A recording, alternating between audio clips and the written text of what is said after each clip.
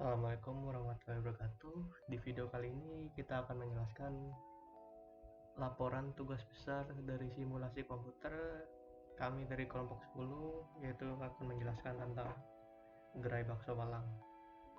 Yang pertama, perkenalkan, saya Taufik Prabintar, lalu ada teman saya Prapewi Novayanti, lalu ada Muhammad Tegaskara. Nah, di sini deskripsi masalahnya yaitu sistem antrian yang diterapkan pada gerai bakso Malang adalah sistem antrian tunggal, yaitu bermakna bahwa hanya ada satu jalur untuk memasuki sistem pelayanan atau ada satu pelayan. Sistem ini menunjukkan bahwa hanya ada satu stasiun pelayanan sehingga yang telah menerima pelayanan dapat langsung keluar dari sistem antrian. Pada analisis antrian gerai bakso Malang ini, pelanggan akan berdiri mengantri, lalu mengantri untuk giliran pelanggan memesan kepada pekerja. Lalu di sini jam operasional dari gerai bakso itu sendiri adalah dari jam 1 sampai jam 10 malam. Dengan waktu istirahat yaitu dari jam 6 sampai jam 7 malam. Agar memenuhi target sehari, gerai bakso Malang harus berhasil menjual 95 porsi. Dengan harga satu porsi bakso yaitu 30.000. Nah, di sini permasalahannya adalah dikarenakan gerai bakso mandiri ini menerapkan sistem pelayanan antrian tunggal, maka banyak calon pembeli tidak jadi membeli karena menunggu pembuatan bakso terlalu lama. Maka dari itu akan dilakukan analisis pada sistem antrian di gerai bakso Malang ini agar meminimasi waktu dan mencapai target penjualan seharinya. Lalu selanjutnya akan dijelaskan oleh teman saya.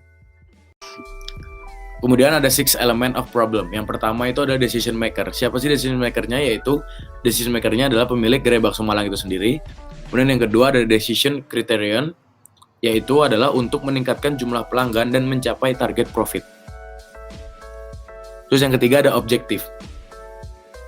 Objektifnya adalah untuk mengurangi antrian yang dirasakan oleh pelanggan. Kemudian yang keempat ada control input, yaitu untuk penambahan pekerja atau jumlah pelayan. Yang kelima ada konteks, yaitu workstation itu sendiri. Kemudian yang keenam ada performance measurement, yaitu peningkatan profit. Next. Berikut adalah influence diagram untuk sistem gerai bakso Malang ini. Bisa dilihat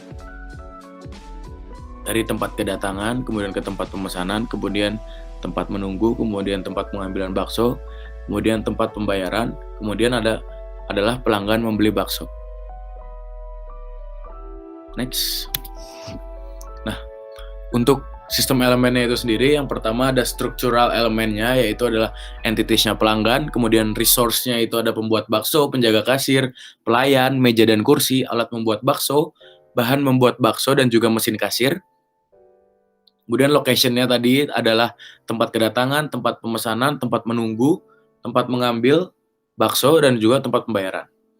Untuk alurnya atau path-nya itu adalah yang pertama pelanggan datang, kemudian pelanggan memesan bakso, kemudian pelanggan menunggu bakso yang sedang dibuat, kemudian pelanggan mengambil bakso, kemudian pelanggan membayar bakso, kemudian akhirnya pelanggan membeli bakso.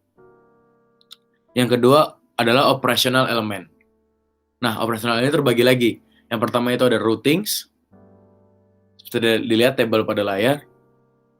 Entities-nya ada pelanggan, location, operation, output, kemudian destination. Kemudian yang kedua ada operation. Seperti dilihat pada layar juga, yaitu pelanggan melakukan pemesanan bakso, pelanggan menunggu pesanan bakso yang sedang dibuat, pelanggan mendapatkan bakso, pelanggan membayar bakso, kemudian pelanggan meninggalkan toko bakso. Nah, arrival-nya yang telah kami buat kemarin yaitu adalah tempat kedatangan pelanggan. Next. Terus yang keempat ada entity and resource movement. Ini dibagi menjadi dua, entity movement dan juga resource movement. Dilihat pada tabel pada layar. Kemudian yang kelima ada task selection rules, yaitu ini setelah kita cari kemarin didapatkan, yaitu ada pelanggan datang, pelanggan memesan bakso, pelanggan menunggu bakso, pelanggan mendapatkan bakso, pelanggan membayar bakso, kemudian pelanggan pulang meninggalkan toko bakso. Terus yang ke-6 ada resource schedule, dengan waktu kerja dari Senin sampai Kamis ada di jam berikut, kemudian Sabtu sampai Minggu juga jamnya berbeda, lebih lama. Kemudian ada dari research schedule itu ada waktu istirahat pekerja, yaitu untuk Senin Kamis sampai Sabtu dan Minggu itu jam istirahatnya sama.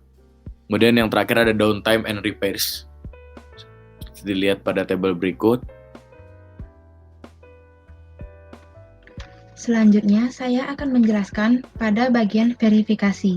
Di sini, kita mendapatkan 3 distribusi waktu yang telah dicari menggunakan software StatFit, di mana tempat pemesanan berdistribusi uniform 1,15, tempat pembuatan dan pengambilan berdistribusi uniform dengan 5,20, serta tempat pembayaran berdistribusi normal dengan 8,83 dan 3,08. Setelah dilakukan perhitungan, didapatkan informasi untuk ketiga waktu telah terverifikasi. Nah, di sini juga setelah memasukkan data-data didapatkan kedatangannya sebanyak 18 dengan pemesanannya sebanyak 54 dan di antrian ada 14 orang serta pembuatannya terdapat 39. Dari 54 yang pesanan yang masuk hanya terbuat 39, di mana orang-orang yang mengantri ini kita asumsikan sudah tidak sabar dan meninggalkan tempat antrian sehingga membatalkan pembeliannya. Nah, dari 39 pembuatan itu masuk ke bagian pembayaran sebanyak 39 dan didapatkan data yang berhasil terjual yaitu 39 pesanan.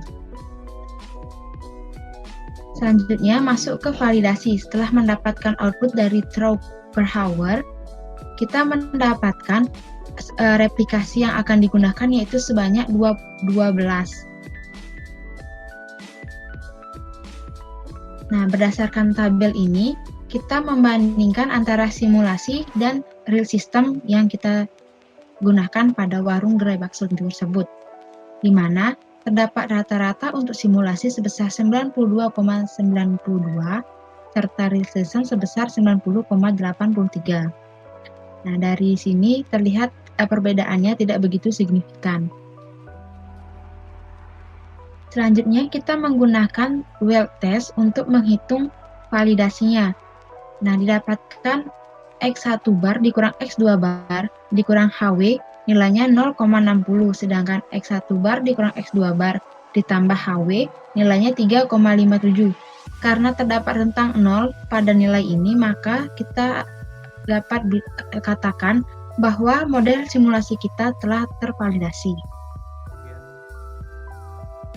Dari existing ini yaitu yang pertama, kita bisa lihat sini ada kedatangan, pemesanan, pengantri, pembuatan, lalu ada pegawai dan sini pembayaran, terus di akhir ada output yang berhasil terjual. Di sini kita running sehari.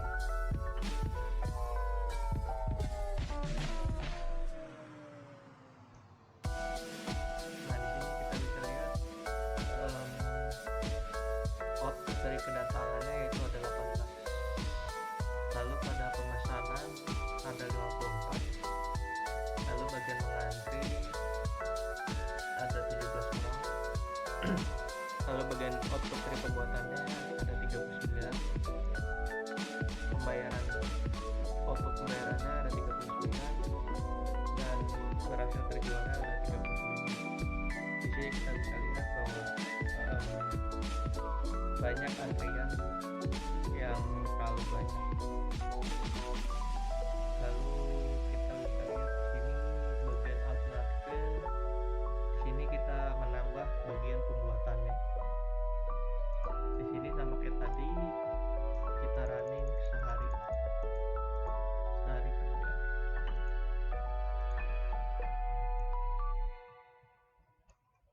Nah, di sini saya dilihat bagian output kedatangannya sama seperti tadi 18. Lalu pemesanannya di sini outputnya ada 54, lebih besar dari tadi. Lalu di sini yang mengantri hanya 1 orang. Lalu di output pembuatan yang pertama itu ada 26. Lalu output yang kedua ada 25. Lalu di bagian pembayaran ada 50. Dan di sini yang berhasil terjual 50. Di sini kita bisa lihat bahwa dengan melakukan penambahan dari pembuatan bisa menambah suatu produksi dan meningkatkan keuntungan yang besar dan mengurangi bagian mengantri tadi. Selanjutnya masuk ke bagian membandingkan antara sistem existing dengan yang alternatif. Di sini sistem existing berhasil menjual 1.115 dengan alternatifnya 1.771. Setelah dijalankan selama 12 hari, dapat dilihat untuk yang bagian atas adalah yang existing sebanyak 1.333, sedangkan untuk alternatif sebanyak 1.811. Ini untuk yang 12 hari. Nah, di sini kita membandingkan untuk setiap komponen biaya yang digunakan, di mana model existing menggunakan untuk komponen seperti kol, miso, daging serta tepung sebesar 1.440. Sedang untuk inventory sebesar 172. Untuk bagian workstation-nya 9.600. Untuk operatornya sebesar 1.920.